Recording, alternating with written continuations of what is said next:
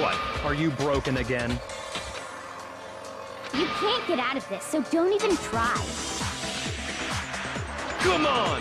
It's time you finally revealed yourself!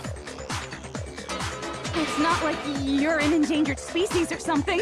How long do you plan to keep hiding? Give it up, Junko. The game's over.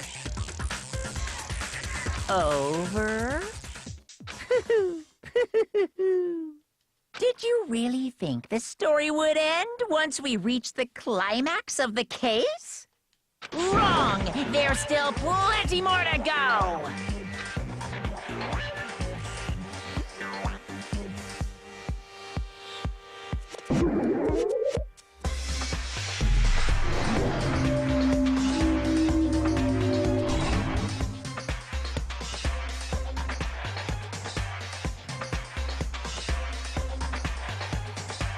We have been waiting so very long for peasants like you to appear.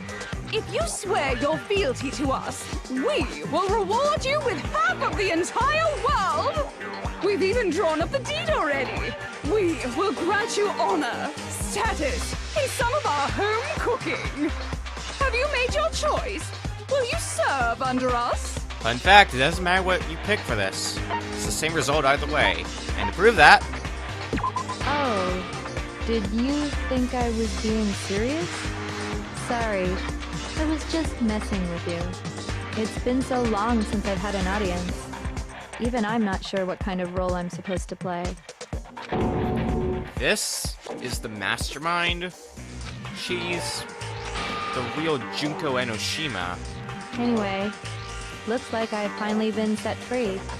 Having to play Monokuma all the time, day after day. It was like I was stuck in purgatory. Or like a slow suicide. I get bored so easy, you know? Your face! Huh? What about my face? What's wrong with my beautiful face? People have told me I'm cuter than 100 chihuahuas combined. I feel like this isn't the first time I've seen you. No, I do remember seeing it.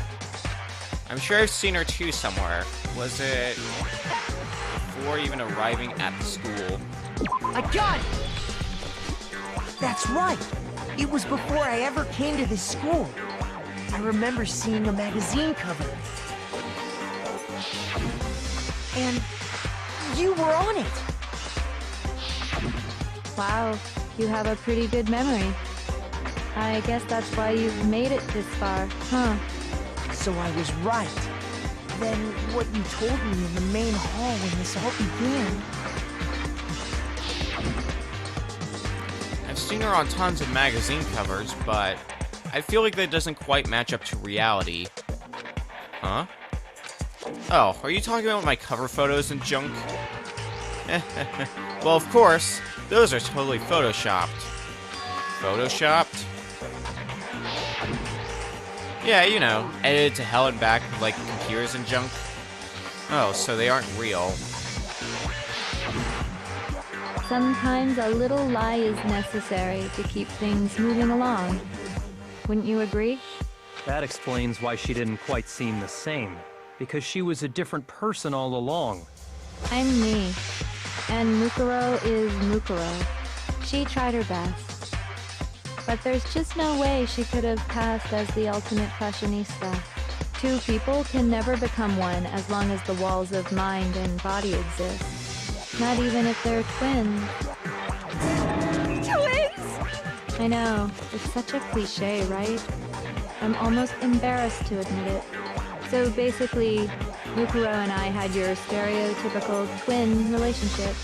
The older sister, tough and proud. That was Mukuro. The younger sister, smart and cute. That was...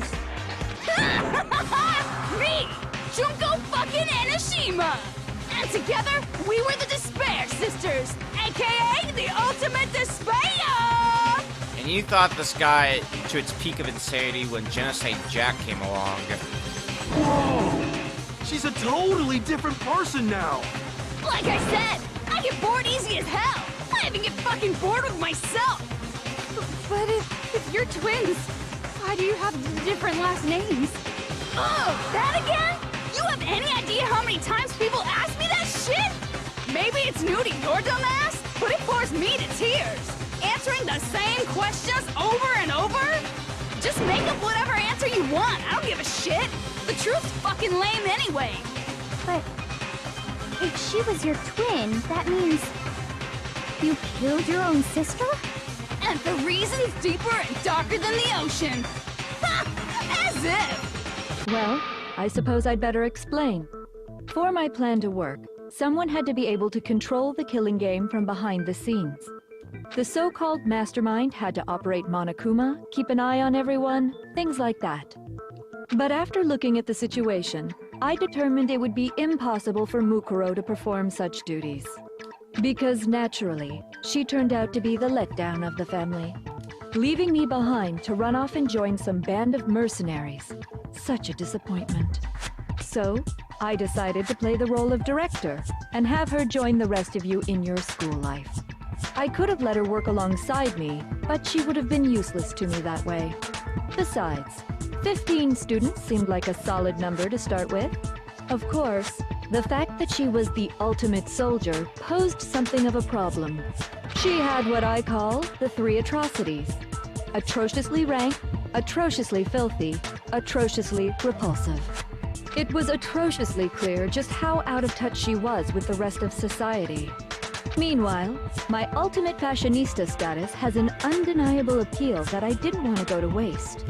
And that's why you switched identities? Sadly, her inability to match my personality was even greater than I'd calculated. It was a lost cause. She was nothing more than a bit player, an extra unworthy of lines. Being the utter disappointment that she was, anyone would have expected her to get killed off right away. Which is precisely why I killed her, to meet everyone's expectations. That can't be your only reason, can it? Well, no, of course not. I also did it to avoid becoming bored. I've never been a stickler for following a plan to the letter, you know? If I planned everything out and knew just what was gonna happen, that'd be so boring. So, I changed things just a bit and decided to use Mukuro to make a little point. In other words, Mukuro's death was a one-sided, premeditated act of betrayal, just as I suspected. When Mukuro was killed, she must have been as surprised as anybody else.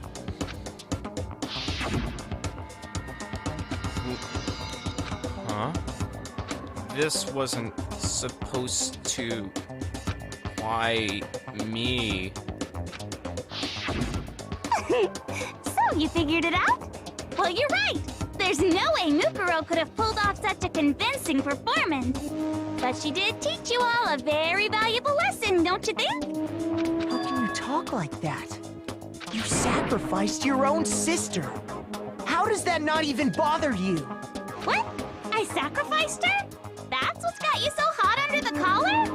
Jeez, misunderstandings sure are scary. We were the ultimate despair, you know? So we never had any kind of hope or expectations. Nope, I felt despair as long as I can remember. Like I never should have been born at all. When I was born, I cried tears of total despair. So that's why for us, it's not a big deal whether we die or kill. We're just those kinds of people. We can do anything. We've always been filled with despair. So when we do something, we go all the way and live without regret. So you just murdered your own sister and didn't think anything of it? That's not true at all. We were twins. How could I not be sad? That's why it gets me so excited. Killing my precious sister with my own 2 hands. That act is filled with so much despair. You can't help but put a super in front of it. It's like super, super, super, super, super despair. No, more than that. Super, super, super, super, super, super, super, super, super, super, super, super, super, super, super despair. It just feels so good. What the hell is wrong with you? And my sister too. In that moment of death, I think she must have felt that despair. After all, to be murdered by your own sister, and only as an example to someone else, she must have died feeling such excruciating hopelessness. I'm so jealous of her. Super jealous. I knew you couldn't be just some ordinary person. You're some kind of abnormality. Turning your own despair into some kind of fetish. Abnormality doesn't even begin to describe it. Like, Genocide Jill is crazy for sure, but this is a whole nother level of nuts! You're saying I don't compare to some lowly beast that can only kill the weak, right? So I'm hopelessly attractive, hopelessly brilliant, hopelessly athletic. I'm the hopelessly perfect ultimate human. Far from. No, I don't think there's anything perfect about anything you just said. Yeah, Master's way more perfect. Because on top of everything else, he's got that noble blood. Don't you mean had that noble blood? Past tense? What did you just say? What do you mean by that? You still haven't figured that part out yet? Man, you guys are so slow! You haven't even solved all the mysteries, and yet here you are, yapping away! Are you talking about our memories? You've already solved this mystery, right? I'm the killer! So how about the next one? Maybe you should solve the riddle of your missing memories. Then you can start gloating! Damn straight! That's exactly what we're going to do. We're going to solve all these mysteries. And then we'll have our victory! I can't wait! Alright, then let's just get straight to the point. What memories did you steal from us? When the group pictures were taken, and those interviews, it must mean... I got it! It must have something to do with our entrancing exams. No fair! At least give us a hint! Your brains are like sponges, all drippy and leaky. I already gave you a hint before. All the memories you lost share something in common with a few other things. Do you recall? Thinking back to what Monokuma's told us, the memories that were stolen from us and what they must be related to. They must be related to Monokuma's motives. I got it! You're talking about the motives you provided to try and get us to kill each other, right? So you do remember after all. Well, I would hope you wouldn't forget something so important. It was stupid of me to even ask. I apologize from the bottom of my heart for my bad manners. So then, let me ask you another question. Did you notice that each motive I presented you had a specific theme to it? Theme? Yep, you got it. So that's my question to you all. When Sayaka was murdered, what was the theme of the motive I presented? The theme for the motive Monokuma gave us for the first murder. It was human connections. I got it! The driving force behind the motive you presented us with at that point was human connections. Ding, ding, ding. You got it. Remember those DVDs I gave you guys? Each video showed the total destruction of your most important relationships. For example, your family. For example, your friends. I ruined all those relationships and showed you the results. It was to motivate your desire to escape and kickstart your urge to kill. But still, what a cruel thing to do. You're the one that did it! Yes, well, I'm perfectly happy to accept your disapproval. Okay! Time for the next question! So, what was the theme for the second motive? For the second murder, the motive's theme was the past and memories that might haunt you. I got it! It was our past, right? Yay! Makoto got it right again! That time, the theme was... embarrassing memories and secrets! Yeah! the whole reason Mondo did what he did was to protect his secret. So, how long do you plan on dragging this out? Relax, relax. Okay, on to the next question. So, what was the motive for the third murder? The theme for the third murder was greed. The $10 million you provided for who would commit murder. I got it! It was money, wasn't it? Greed. Seek and destroy! Hell yeah, you got it again! Goddamn straight it was money! Celeste killed Hifumi and Taka for a little personal gain. Her greed led to all kinds of death and destruction. What's the point of all this?